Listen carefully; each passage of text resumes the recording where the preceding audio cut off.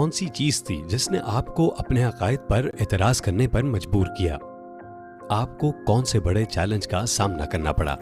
آپ اس وقت اکیلی حجابی بس ڈرائیور تھی، ہے نا؟ میری دوست نے مجھے جنازے پر بلایا. میں پہلے کبھی جنازے پر نہیں گئی تھی اور نہ ہی کبھی میت کو دیکھا تھا. مجھ پر حملہ کر کے مجھے بری طرح پیٹا گیا. انہوں نے میری کار چرا لی جو سک میرے پاس تھی. انہوں نے میری رقم چھین لی.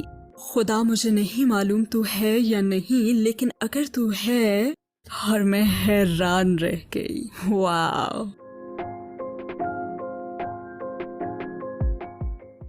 میرا پہلا سوال آپ سے یہ ہے کہ استادہ امینہ بلیک کون ہے؟ کیا آپ ہمیں اپنی زندگی کے بارے میں مختصراً بتا سکتی ہیں؟ بسم اللہ الرحمن الرحیم.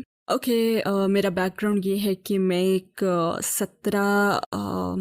17 سال کی لڑکی کے ہاں پیدا ہوئی، چیسٹر میں، جو کہ لیورپول کے قریب ہے. اس نے مجھے اڈاپٹ کروانے کا فیصلہ کیا اور مجھے شیفیلڈ کی رہائشی ایک فیملی نے بچپن میں ہی اڈاپٹ کر لیا. لہٰذا میں شیفیلڈ آ گئی، وہیں رہی اور اب بھی رہ رہی ہوں. تو میں ایک اڈاپٹ کی ہوئی اکلوتی بچی تھی.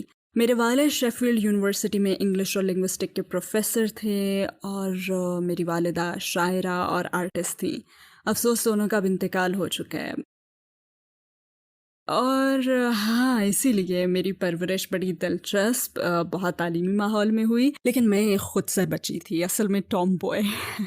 مجھے گھڑ سواری، کاریں، لوریز اور بسیں پسند تھیں، اور میرا لباس اور کوئی بھی چیز لڑکیوں کی طرح نہیں تھی. ایمان کے لحاظ سے آپ کی زندگی کیسی تھی؟ آپ کا کس پر ایمان تھا؟ میرا ایمان، میری پرورش بطور عیسائی کی گئی، جس کی درخواست میری حقیقی ماں نے کی تھی، اور مجھے سنڈے اسکول بھیجا گیا جو مجھے پسند تھا.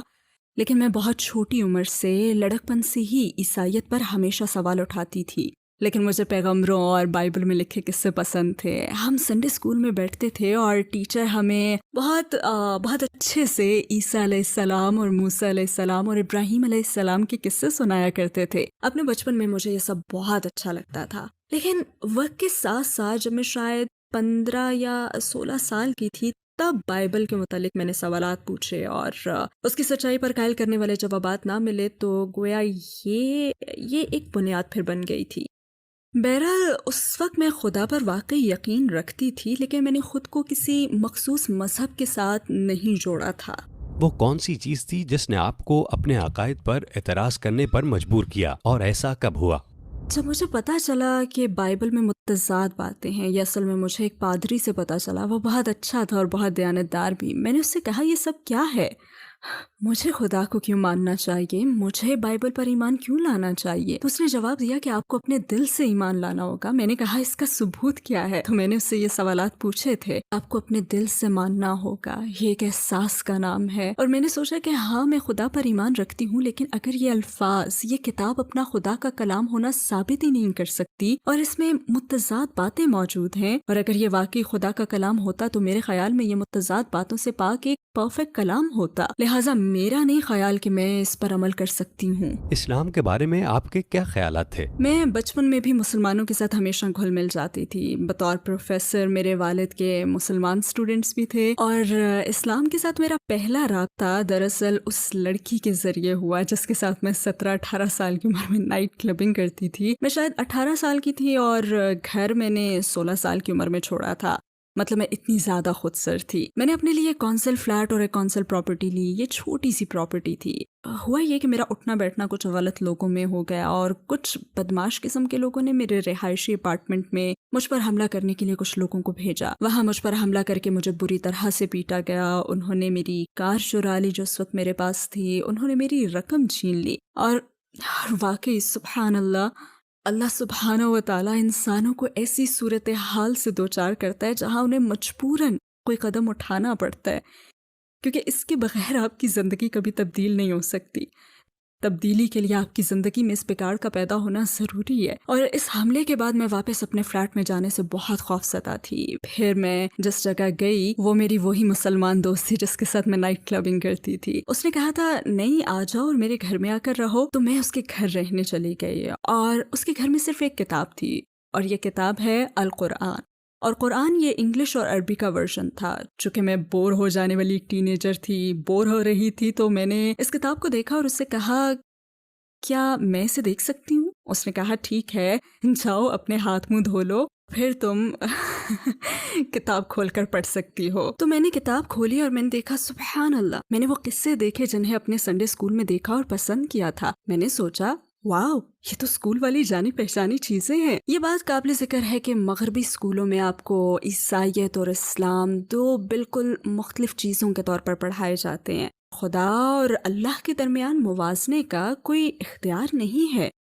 اللہ مسلمانوں کے لیے اور خدا عیسائیوں کے لیے ہے۔ یہ بالکل ایسا ہے جیسے مختلف مذاہب کے مختلف خدا ہوں، اور میں بھی یہی سمجھتی تھی۔ پھر میں نے اپنی دوست سے سوالات پوچھنے شروع کیے کہ یہ کتاب کون سی ہے، یہ عیسائیت سے اتنی ملتی جلتی کیوں ہے؟ تو اس نے مجھے اپنے پڑوسی سے ملوایا اور اس نے کہا مجھے کچھ وقت دو، میں تمہیں جوابات لا دوں گا۔ وہ یقیناً اپنے شیخ کے پاس گیا ہوگا اور شیخ نے ظاہر ایسے کچھ آیات دیں جو میرے سوالات کے مطابق تھی، جو کہ سائنسی ثبوت تھا۔ میں نے کہا واو، یہ کمال کی بات ہے۔ اور اس نے مزید کہا بڑی اہم بات سنو، یہ تقریباً 1400 سال پہلے ایک ریگستان میں غیر پڑھے لکھے انسان پر اترا تھا، اور میں تو بالکل حیران رہ گئی۔ واو۔ پھر اس بھائی نے ہمیں الرسالہ پیغام نامی ویڈیو دی۔ یہ 2.5 یا 3 گھنٹے کی تھی، مجھے ٹھیک سے یاد نہیں۔ اللہ سبحانہ و تعالیٰ مجھے فلم کے اس اہم آخری حصے میں اس کمرے میں لائے جہاں کونے میں ٹی وی رکھا تھا، جب بلال رضی اللہ تعالیٰ عنہ کعبے پر چڑھ کر آذان دیتے تھے۔ جب میں نے آذان سنی تو ایسا لگا جیسے میرا پورا جسم ایک نرم و گرم احساس میں ڈوب گیا ہو، جیسے اس احساس نے مجھے ڈھانپ لیا ہو۔ یقیناً یہ ایمان کی مٹھاس ہے جو مجھے ملی، ایمان کی مٹھاس۔ مجھے اپنی دوست کی طرف مڑنا اور یہ کہنا یاد ہے میں مسلمان ہونا چاہتی ہوں، ابھی اور اسی وقت۔ آپ کی فیملی اور دوستوں نے کیا رد عمل دیا؟ چونکہ یہ 9/11 سے پہلے کا واقعہ ہے، اس لیے میرے خیال میں یہ کافی آسان تھا، کیونکہ اس وقت برطانوی معاشرے میں ملٹی کلچرلزم کا